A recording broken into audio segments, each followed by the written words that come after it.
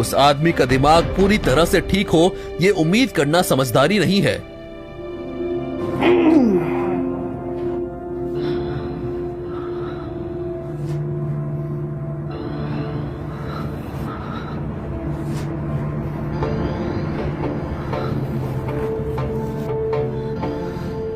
ये आखिरी बार है जब तू मेरी बिस्तर पर आई कि बात याद रखना।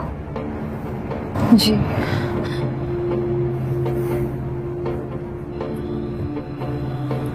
अभी अभी जो भी हुआ था उसे भूलकर आरोही अपनी माँ के बारे में सोचने लगी। उसी के लिए तो वो ये सब कुछ कर रही थी। अब वो बस ये उम्मीद कर रही थी कि बहुत जल्द वो अपनी माँ से मिल पाए।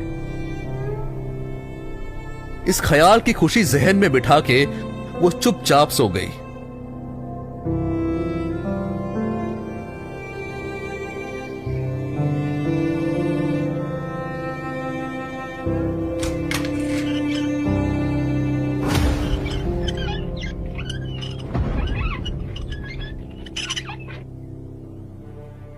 क्या हुआ? एक ही रात में अपने पति को भूल गई? ये आवाज तो विक्रम की ही थी, लेकिन उसका चेहरा कुछ अजीब लग रहा था। ये लो, ये पहन लो। हमारे खानदान का रिवाज है कि घर की नई बहू 3 दिन तक यही साड़ी पहनती है। विक्रम की ये बात आरोही ने सुनी तो, लेकिन वो किसी और ख्याल में गुम थी, क्योंकि उसने विक्रम का खूबसूरत चेहरा अपनी आंखों से पिछली रात देखा था। तो फिर ये भद्दा चेहरा कहां से आया? क्या उसने कोई नकाब पहना था? पर कोई इतना खूबसूरत होकर ऐसा भद्दा नकाब क्यों पहनेगा? दुनिया अपनी खामियां छुपाने के लिए तरह तरह की चीजें करती है, और यहाँ विक्रम इस बदसूरत नकाब के पीछे इतना खूबसूरत चेहरा छुपाए बैठा था।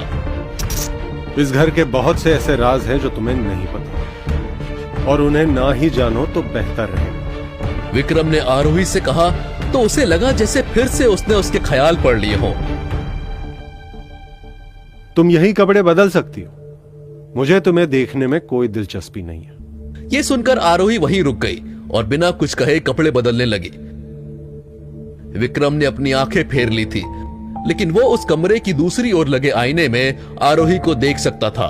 उसकी नजर जब एक बार आरोही के बदन पर पड़ी तो वो अपने मन में चल रहे ख्यालों को रोक नहीं पाया। आरोही का शरीर उसके चेहरे की तरह ही खूबसूरत था।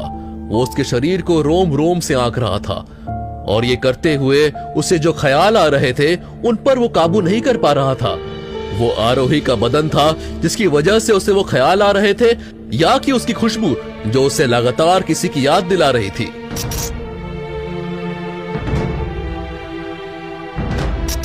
इतने में दरवाजे पर एक नॉक हुआ और फिर दरवाजा खुला। विक्रम की मां इंद्रानी एक नौकर के साथ वहां पहुंची।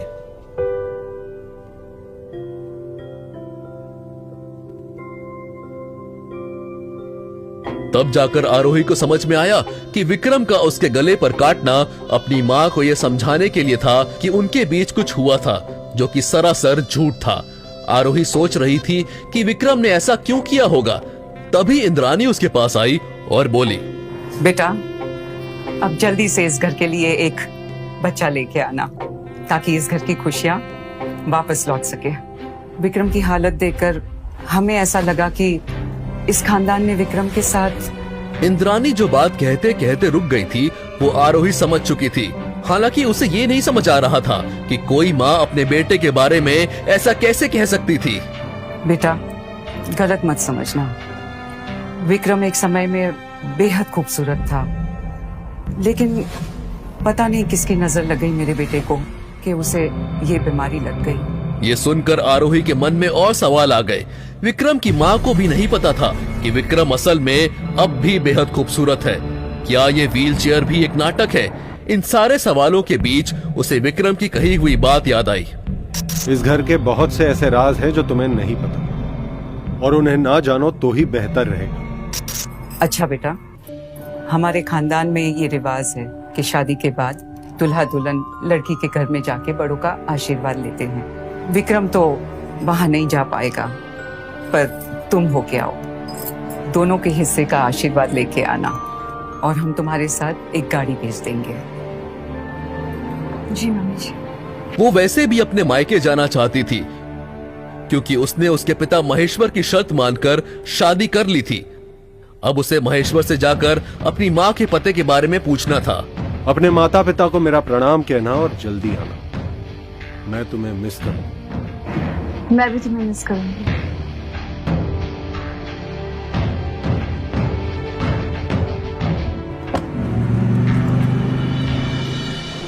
अरे माँ, देखिए ससुराल से अपने घर अकेले कौन लौटा है। क्या हुआ? ससुराल वालों ने पहले ही दिन घर से फेंक दिया क्या? अब फेरे की रस्म के लिए भेजा है मुझे। वैसे परिवार और रिश्ते की तुझे क्या समझ है? आरोही ने अनन्या को चुप कराने के लिए जब रायजादा खानदान की परंपरा के बारे में बताया तो वो उसे और उकसाने लगी। जीजा जी नहीं आए? अभी कैसे सवाल पूछ रही हो ना। जीजा जी अपना ऐसा चेहरा लेकर दुनिया के सामने कैसे आएंगे ना। वैसे आ भी जाते तो अपनी व्हील चेयर में कहाँ कहाँ घूमते रहेंगे, है ना। वैसे कल रात तुम्हें नींद तो बहुत अच्छी आई होगी ना। जीजा जी ने तुम्हें बिल्कुल परेशान नहीं किया होगा। चलो अच्छा है, इस बहाने तुम हर रोज चैन की नींद तो ले पाओगी।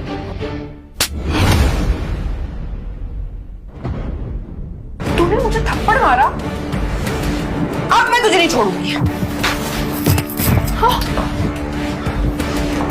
अनन्या, तुझे अक्ल है क्या नहीं? तेरी बड़ी बहन ससुराल से आई है और तू ऐसे लड़ाई कर रही है। उसने मुझे थप्पड़ मारा और तूने तो कुछ किया ही नहीं होगा, है ना। अरे जरा से 2 मिनट के लिए क्या मैं इधर उधर गई तो आरोही पे बदतमीजी करने लगी। ऐसा पहली बार हुआ था कि उस घर में अनन्या को किसी ने कुछ बोला हो। हमेशा से गलती किसी की भी हो, मार आरोही ही खाती थी। चल बेटा बैठ, मैं तेरे लिए पानी लेके आती हूँ। 14 सालों में सुधा के मुंह से ये शब्द शायद पहली बार आरोही ने सुने थे। और बता बेटी, कैसा है तेरा ससुराल? तू तो अब बड़े घर की बहू हो गई। जरा हमें ही बता, ये बड़े खानदानी रईस लोग कैसे होते हैं? अनन्या पास में खड़ी होकर इस सब पर यकीन नहीं कर पा रही थी। अब तक आरोही भी नहीं कर पा रही थी, पर महेश्वर की इस बात से उसे एहसास हुआ कि ये सब सिर्फ एक नाटक है। पापा, विक्रम दुनिया के सबसे अच्छे इंसान है। वो मेरे कहने पर कुछ भी कर सकते हैं। ये तो बड़ी अच्छी बात है। महेश्वर ने मुंह से लगभग लार टपकाते हुए कहा, जैसे अगर मैं उनसे कहूँ कि कोई उनसे सिर्फ अपने फायदे के लिए रिश्ता रखता है और वो रिश्ता रखने की जरूरत नहीं है तो वो तुरंत रिश्ता तोड़ देंगे।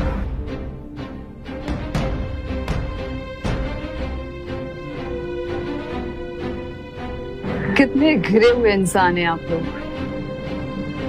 पापा, मैंने सालों तक सब कुछ सहन किया है इस उम्मीद में कि एक दिन सब कुछ ठीक हो जाएगा,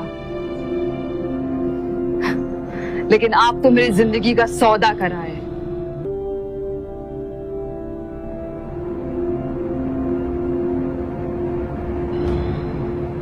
और तो पूछ रही थी ना कि कल रात चैन की नींद आए कि नहीं।